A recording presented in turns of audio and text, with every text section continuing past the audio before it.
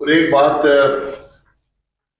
بڑی واضح ہے جماعت کے اندر بھی کہ جو نظام آج چل رہا ہے ملک کا، یہ نہ ملک کو بہتر مستقبل دے سکتا ہے، نہ ملک کے معاملات حل کر سکتا ہے۔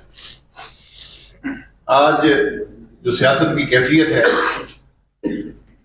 جو ملک میں انتظامی معاملات ہیں، جو ملک کے اندر سیاسی انتشار ہے، جو ملک کی معیشت کی حالت ہے، جو ملک کے انتظامی معاملات ہیں، یہ اس بات کی واضح دلیل ہے کہ اس طرح نہ ملک چل سکتے ہیں، نہ ان کو چلایا جا سکتا ہے۔ جب سیاست نفرت میں بدل جائے، دشمنی میں بدل جائے، جس ملک کے دارالحکومت میں مظاہرین پر گولی چل جائے تو پھر وہاں پر سیاسی وجود نہیں رہتا۔ راولپنڈی میں، اسلام آباد میں آج حالت یہ ہے کہ جو پشتو بولنے والا اس کو پولیس اٹھا کے لے جاتی، پیسے دے کر چھوڑتے ہیں، تنگ کرتے ہیں۔ کیا یہ وہ لوگ پاکستان کے شہری نہیں ہیں؟ کیا ان کو جرم صرف یہ ہے کہ وہ پشتو بولتے ہیں؟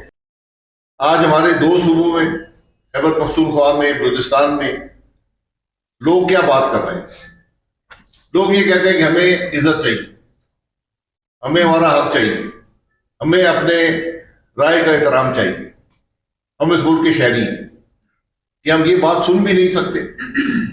یہ وہ باتیں ہیں جس کی ضرورت آج ملک کی ہے۔ ہم نے اس ملک کے معاملات کو سلجھانا ہے، اس ملک کے معاملات کو مکمل ریفارم کے بغیر، نظام کو بدلے بغیر ہم آگے لے کر نہیں جا سکتے۔ اس بات کا احساس آج ہم سب کو ہونا چاہیے۔ وقت کے ساتھ حالات خراب سے خراب تر ہوتے جا رہے ہیں۔ آج اگر اے پی کے اندر جرگہ ہوتا ہے، جرگہ سب سے پہلے تو اس بات کی دلیل ہے کہ حکومت ناکام ہو چکی ہے۔